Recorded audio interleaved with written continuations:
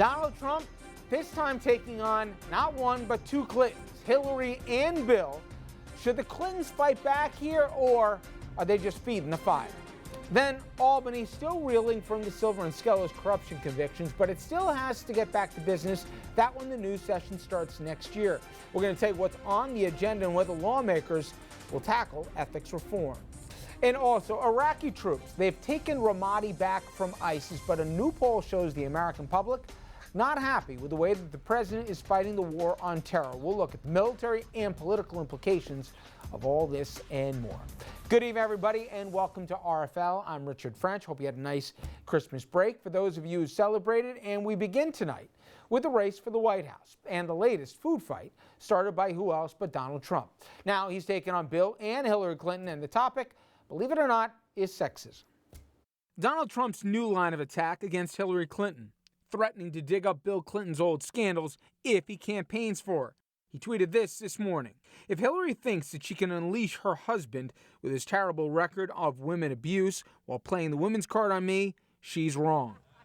Trump, so angry that Hillary Clinton accused him of having a penchant for sexism in an interview last week, telling Fox News her comment will backfire. She's playing that woman's card left and right, and women are more upset about it than anybody else, including most men. But some think Trump is the one who should beware. I think that Donald Trump or any candidate on the other side of the aisle would raise Bill Clinton as somehow a negative to their peril.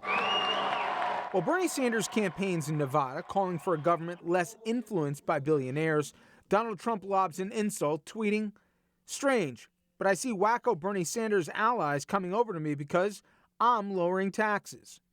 Analysts say that Trump's harsh attacks and the Democrats aren't likely to come back and hurt him, at least for now. 5 weeks out from the first primaries, he's still the dominant Republican candidate. I think the only person that really can bring Donald Trump down is Donald Trump. Well, let's see if our panel agrees. Richard Brodsky is a former Democratic New York State Assemblyman, now senior fellow at Demos and a professor at NYU. Dominic Carter, political journalist, author. Richard St. Paul, Republican strategist, former vice chair for the National Black Republican Association, and a counselor in his own right. We'll get into the legal with the guys to my right and left in a little bit. But first, let's get involved as it relates to Trump. Now, forget the method to the madness. I've given up, okay? First up, do you believe with Dowd that 5 weeks out from the primaries, the only guy that can bring him down is basically himself at this point? I think so. I mean, if he was going to be brought down... Think about that, right? No. Look, honestly, it is really up to him to I think he will fold eventually. But nothing so far has worked. Jeb Bush is out there launching attacks on Trump. If you saw the recent attack where he talked about Trump being a hypocrite, I don't think it's having any effect in the polls. I mean, it's definitely he's going to bring himself down, but it's a matter of time. It's not a matter of when. Keep saying that, you'll believe it. Okay. Why don't we figure out why he doesn't keep falling?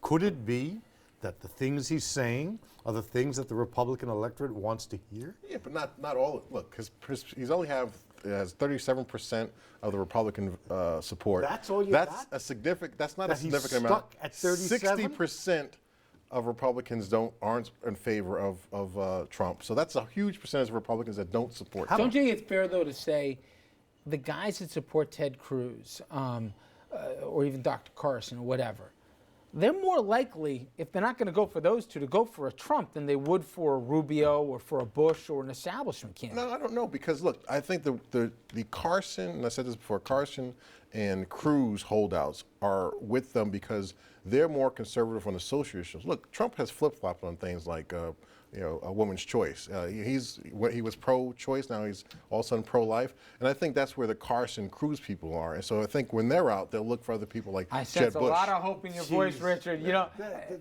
I mean, at some point, give it up, man. Yeah, well, he's winning. He is. Now, listen, Richard loves no doubt about that. Yeah, no, Dom, though, the woman card, the Trump's, you could sense this one. He's been waiting to play this one.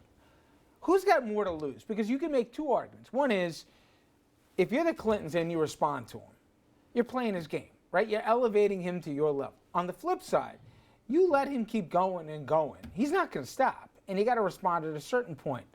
Who's got more to lose here? The Clintons. It's a brilliant move by Donald Trump. It really is. whether you like them or not. What it does, Richard, is it's going to take something that's a net positive for Hillary Clinton and move it into a liability. So when Bill Clinton rallies the troops, as he does very well, you don't believe me, go ask Obama's re-election committee, okay? The folks that worked on his, or ask the first time around on Obama how effective Bill Clinton is, or you can go ask Al Gore. Did he make a mistake by not pulling out Bill Clinton? He is very effective, but you're gonna remind people that this is borrowing a page from the Obama 2008 playbook.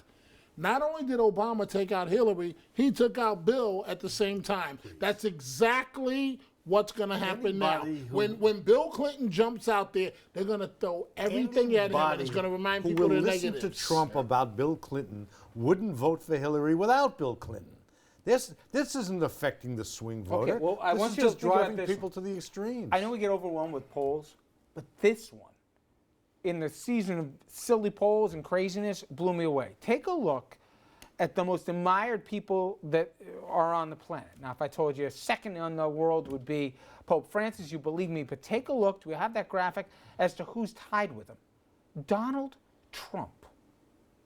Most admired person in the world. I just want you to consider, I'm missing something here. But he's tapping into something. The whole idea when he flew down with that chopper. It's only 5%. 95% of them don't think that was. There you go. That is correct analysis. Brother Richard. All right.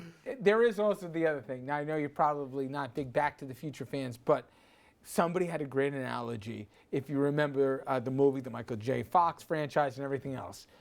And it's this guy. I guess this is old Biff, but the Biff character, the blowhard with a bad rug, loud, abusive, but somehow everybody loves to quote him.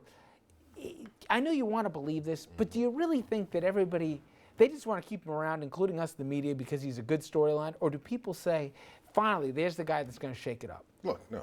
Tell the truth. You Republicans you talk to, do they say, I'm resigned to the fact that he's a good guy? Look, I've talked to Republicans. There are Republicans who like Trump. There are Republicans who don't. But what do they like about it, the guys who like him? They like him because he speaks truthfulness.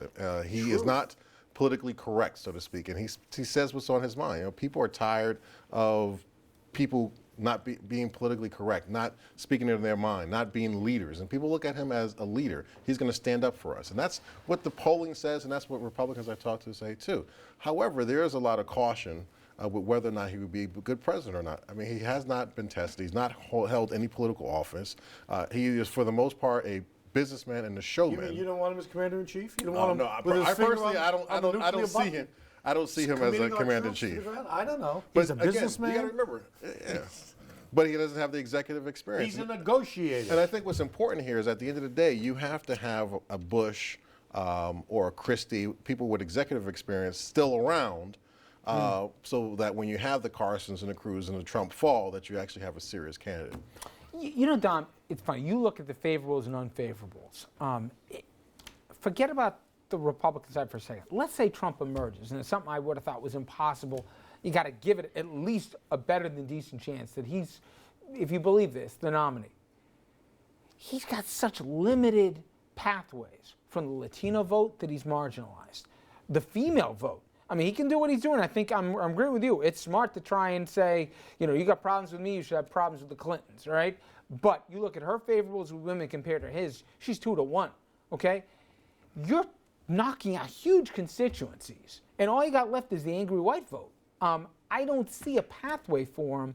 And every week, I mean, last week or whatever, a few weeks ago, it was the disabled he went after. I mean, give us a few weeks here. I'm sure the Native Americans are next for him. But my point being, is there a point where people just don't want to be angry and they say, I want somebody who's going to win? Well, I've heard the same argument, Richard, by the masses. We said it about Romney, we said it about McCain. Right, I guess that was the same thing. But the same argument of Trump won't last a week. Lasted a week. Trump won't release his finances. Released his finances. And on and on and on and on and on. Don't sleep on this guy. That's all I'm saying to you. In a general. Sleep on him? Don't sleep on Trump. Oh, all Right. right. Don't sleep on him. Don't sleep on him. And yeah, his dirty mind went to it somewhere I else. see. I see. And a head-to-head, anything can happen. And remember, I want you to, guys, all you guys to remember this. Record this at home. Trump throws grenades. He doesn't just criticize. So everything that you don't think that he's got a folder on Bill Clinton the same way they got a folder on him and the women. You don't think just the same way that the Clintons are going to drop all the women. Let's be honest. Let's cut through all the nonsense. You don't think Trump's got the same type of folder on them? The interesting part about the Trump campaign now is he hasn't spent a penny.